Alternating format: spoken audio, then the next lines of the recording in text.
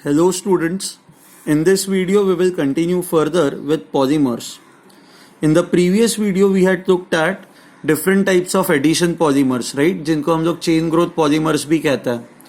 Now those polymers were broadly classified into two types. आप उनको either क्या कहते हैं, होमोपॉलीमर कह सकते हो. होमोपॉलीमर मीन्स जिनके अंदर एक ही टाइप का मोनोमर होता है, या फिर हेट्रोपॉलीमर जिसको कोपॉलीमर भी कहा जाता है, जिनके अंदर where you have two or more types of polymers. Okay, sorry, where you have two or more types of monomers. Correct. So ये चीजें हम लोगों ने प्रीवियस लेक्चर में पढ़ी हुई है. Okay, now in this lecture what we are going to do is we are going to do two things. First, addition polymer जो होता है, वो एडिशन पॉलीमर्स बनाने के लिए जो मैकेनिज्म होता है, हम लोग उस मैकेनिज्म को कहते हैं free radical mechanism. So we are going to study free radical mechanism. How does free radical mechanism take place? उसके बाद पॉलीइथीन में दो टाइप्स होते हैं, low density polyethylene and high density polyethylene. That is what we are going to study. वो हम लोग पढ़ेंगे. एंड उसके बाद we will look at some of the step growth polymers. Okay, condensation polymers जिसको हम लोग कहते हैं, वो हम लोग पढ़ेंगे. सो सबसे पहले will start of with the mechanism, that is free radical mechanism.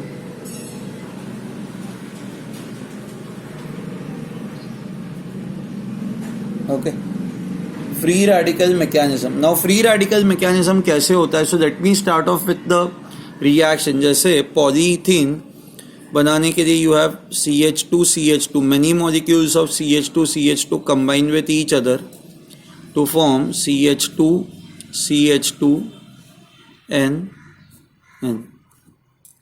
ठीक है, right. So this is basically the reaction that takes place. ये जो रिएक्शन है, ये this reaction takes place. Now let's try to understand कि ये reaction जो है वो होता कैसा है. सो स्टेप 1 में to carry out this reaction you have to remember that we need a peroxide. Okay, so peroxide के प्रेजेंस में ही ये रिएक्शन कैरी आउट कर सकते हो. आपको याद है लास्ट ईयर हम लोगों ने एक वो रिएक्शन पढ़ा था, alkenes plus HBr in the presence of peroxide. Anti Markovnikov rule होता है. तो वहां पे जिस तरह का मैकेनिज्म होता है, वो सिमिलर मैकेनिज्म आपको यहां पे देखने मिलेगा. सो स्टेप 1 में जो हमारा पेरोक्साइड है, that's a benzoyl peroxide.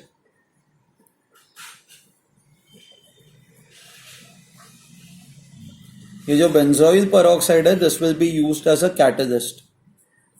Okay, so ये जो बेंजोइल पेरोक्साइड है, इसका फॉर्मूला ये होता है C6H5 C double bond O C double bond O C6H5. Okay, so what happens in step 1 is, ये जो बेंजोइल पेरोक्साइड है, ये बेंजोइल पेरोक्साइड इस तरह से ब्रेक होता है. ये ऑक्सीजन ऑक्सीजन बॉन्ड जो है, ये ब्रेक होता है. One oxygen goes over here, second oxygen comes over here. So what you now get is C6H5 C double bond O. And ये जो दो इलेक्ट्रॉन्स है, एक इलेक्ट्रॉन इस ऑक्सीजन पे जाएगा, एक इलेक्ट्रॉन इस ऑक्सीजन पे आएगा. सो यहाँ पे you would have this unpaired electron and ये ब्रेक हो जाएंगे, तो you will gate basically two molecules. आपको टू मॉलिक्यूल्स मिलेंगे. सो this is benzoyl free radical.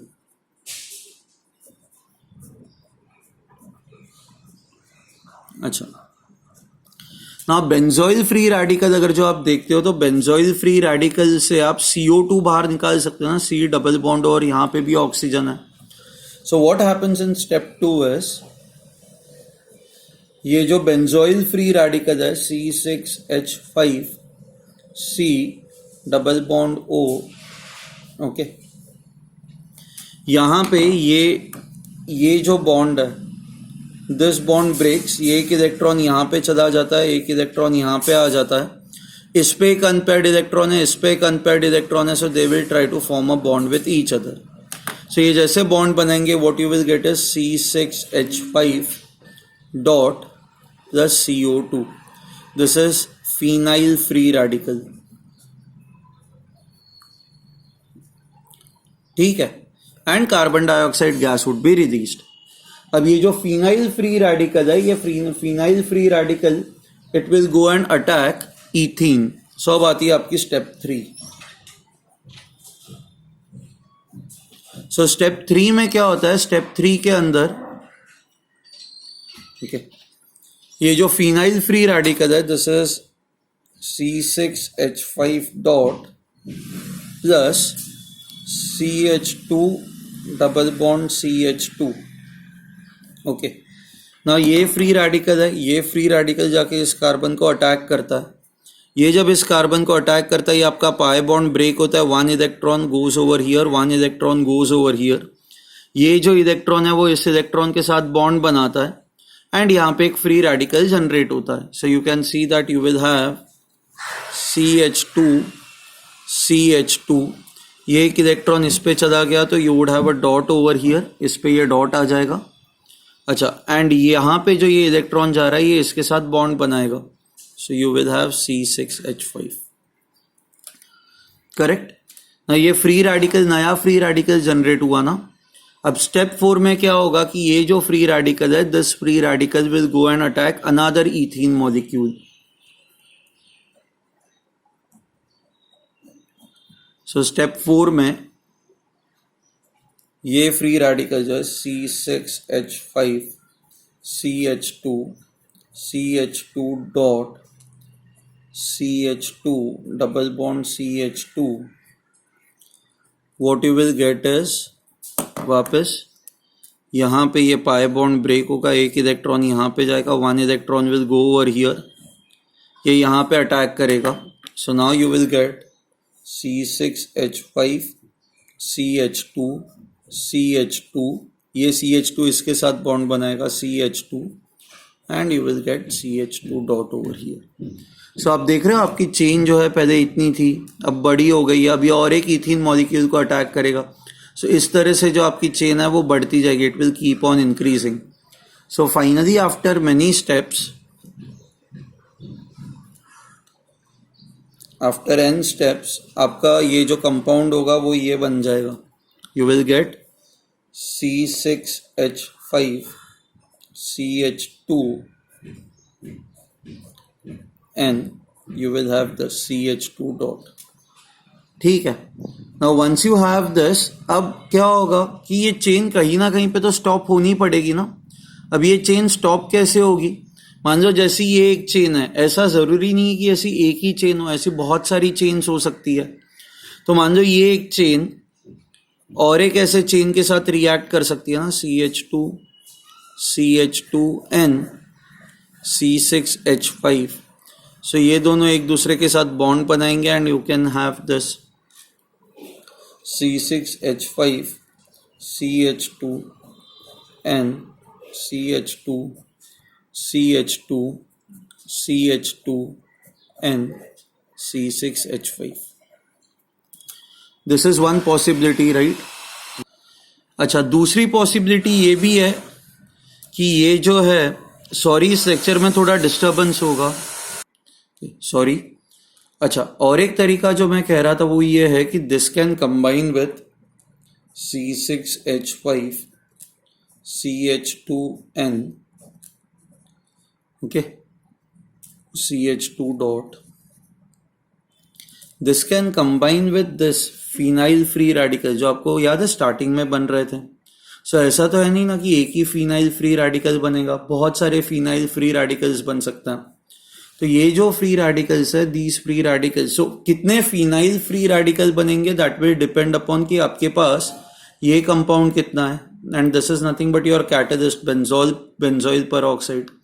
तो आपके पास जितना कैटलिस्ट होगा उतने ही ये बनेंगे, मतलब depending upon the amount of catalyst we will get phenyl free radicals, and these phenyl free radicals जो है they can combine with this 5 dot, ये इसके साथ combine करके you can get C6H5 CH2N C6H5, ऐसा कुछ मिलेगा.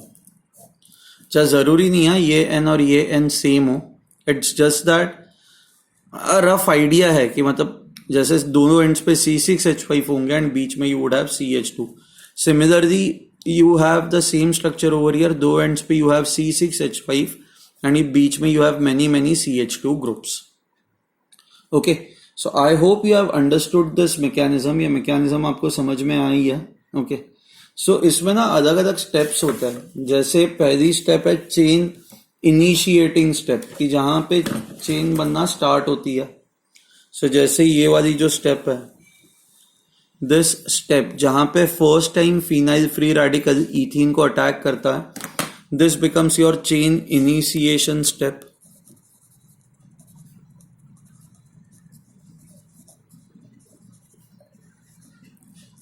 ओके, उसके बाद ये वाली जो स्टेप है जहां पे कंटिन्यूसली ये चेन की साइज बढ़ती जाती है, this step becomes your chain propagation step.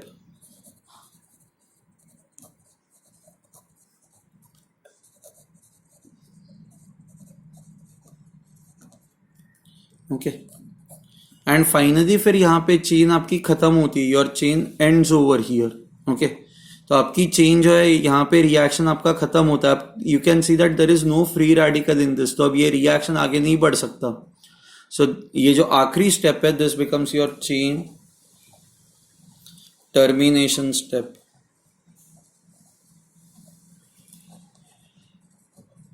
Okay, so the first step was chain initiation step. फिर आती है चेन प्रोपोगेशन स्टेप जहां पे चेन की साइज जो है वो बढ़ती जाती है. एंड एंड में you have chain termination step. Okay, fine. Okay, now ये जो पॉलीइथीन है इसके अंदर दो टाइप्स होते हैं. एक होता है लो डेंसिटी पॉलीइथीन, दूसरा होता है high density polyethylene. Okay, so LDPE and HDPE. ओके, सो सबसे पहले स्टार्ट करते हैं HDPE, high density polyethylene. High density polyethylene क्या होता है? Okay, just a minute.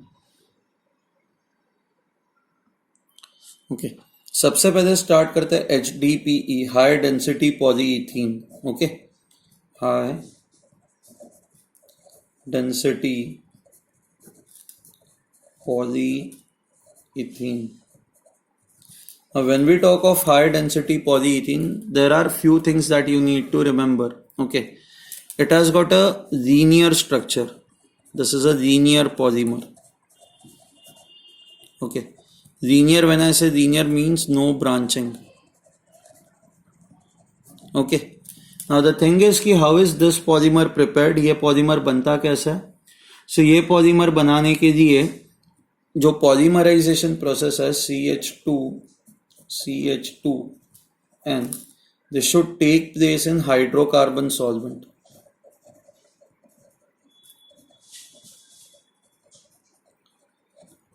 This should take place in the hydrocarbon solvent and in the presence of catalyst such as triethyl aluminium. When I say triethyl aluminium, मतलब aluminium C2H5 thrice, okay, and titanium tetrachloride. When I say titanium tetrachloride is TiCl4. इस catalyst को कहा जाता है this catalyst, this combination is called as Ziegler-Natta catalyst.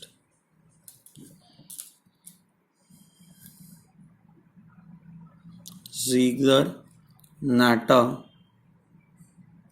catalyst. ठीक है. So अच्छा, the temperature required for this reaction is 333 to 343 kelvins. Okay, so let me write it over here. 333 to 343 kelvins. and जो pressure हमें चाहिए होता है that is 6 to 7 atmospheres. When you provide these conditions during polymerization process, so what you get is a linear polymer. कोई भी branching नहीं होती इसके अंदर. Okay, there is no branching in this. So this polymer, this linear polymer is called as high density polyethylene. This is high density polyethylene. Okay, it is chemically inert. इसकी कुछ properties होती है. It is chemically inert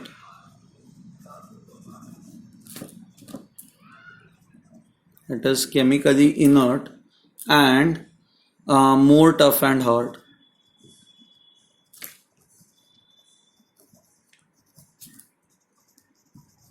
Okay. ठीक है, सो ये reaction conditions जो है, these reaction conditions are very very important. Now we will look at low density polyethylene. How is low density polyethylene prepared? Now low density polyethylene जो होता है LDPE, ये कैसे बनाया जाता है? To prepare low density polyethylene, ये जो polymerization process है, that is NCH2 double bond CH2, ये जो polymerization process है, this polymerization process should be carried out under extreme conditions. So जैसे 1000 to 2000 atmosphere pressure, okay, 350 kelvins to 570 kelvins temperature, and you would need either oxygen as a initiator or peroxide. These are used as initiators. जैसे हम लोगों ने previous reaction में देखा था ना, वो मैकेनिज्म में, कि हमने ये कहा था कि ये जो बेंजोइल पेरोक्साइड होता है वो कैटलिस्ट की तरह काम करता है. कैटलिस्ट या it works like an initiator, वो इनिशिएटर की तरह काम करता है. Let me use the word initiator, not catalyst. Ideally catalyst जो होता है वो कंज्यूम नहीं होता, बट यहाँ पे ये पेरोक्साइड जो है, बेंजोइल पेरोक्साइड, ये कंज्यूम हो रहा है. तो I will not use the word catalyst, I will use the word initiator.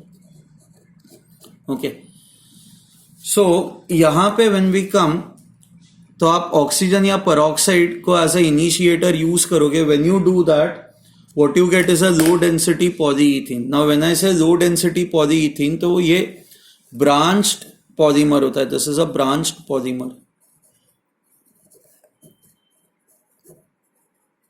तो इसका रफ स्ट्रक्चर हम लोग ऐसे बनाते हैं, CH2 CH CH2 ये N, एंड यहां से और ब्रांच निकलेगी CH CH2 N. So this is how branching takes place. Okay, so this becomes your low density polyethylene. Okay, this has a highly branched structure. Okay, and free radical mechanism follow होता है.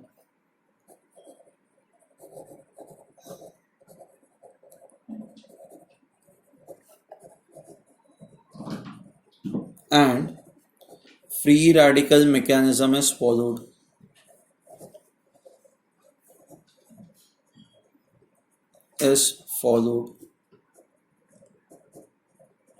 अच्छा, ना जब ये group बीच में कहीं पे attach हो रहा है, तो you can see that, see normally अगर जो आप यहाँ पे देखोगे हाई डेंसिटी पॉलीइथीन में जो भी हमने ये बनाया था, तो हर एक कार्बन एटम पे 2 हाइड्रोजन्स है. Every carbon atom has 2 hydrogens. But if you see over here, this carbon atom and this carbon atom, they have only got 1 hydrogen on themselves. So यहाँ पे we say that abstraction of hydrogen takes place. Abstraction of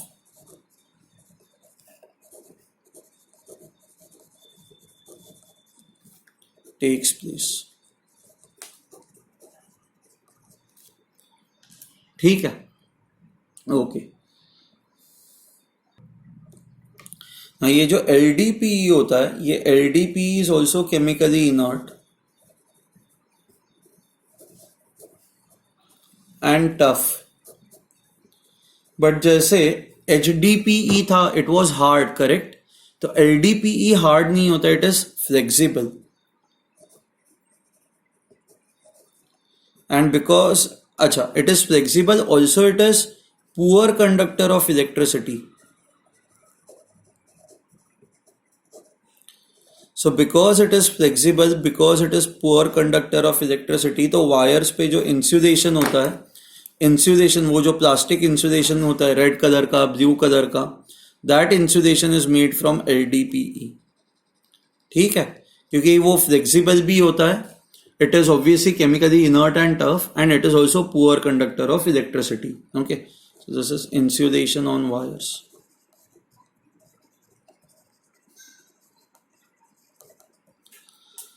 Fine. So I hope this is clear to you कि what is HDPE, what is LDPE, how is LDPE prepared. Okay. See, it is very very important that you remember the uses. Okay. Text book आप पढ़ोगे तो text book के अंदर बहुत सारे uses दिए हुए हैं, वो सारे यूजेस जो है आपको याद रखना है. ठीक है, आपको ऑब्वियसली मोनोमर्स एंड पॉलीमर्स याद रखना है, जो मैंने आपको प्रीवियस लेक्चर में बहुत सारे पॉलीमर्स हम लोगों ने बनाए थे. We had written reactions for many many polymers. तो आपको रिएक्शंस वो याद रखने हैं. ओके, आपको वो याद रखना है कि कौन सा मोनोमर कौन सा पॉलीमर बनाता है. Structures are very very important and I'll repeat it again, classification and uses are also very important. ठीक है. So what I'll do is I'll end this lecture over here. In the next lecture we will start off with condensation polymers. Okay, जहाँ पे अलग अलग type के condensation या step growth polymers हम लोग पढ़ेंगे. फाइन, चलो बाय एवरीवन.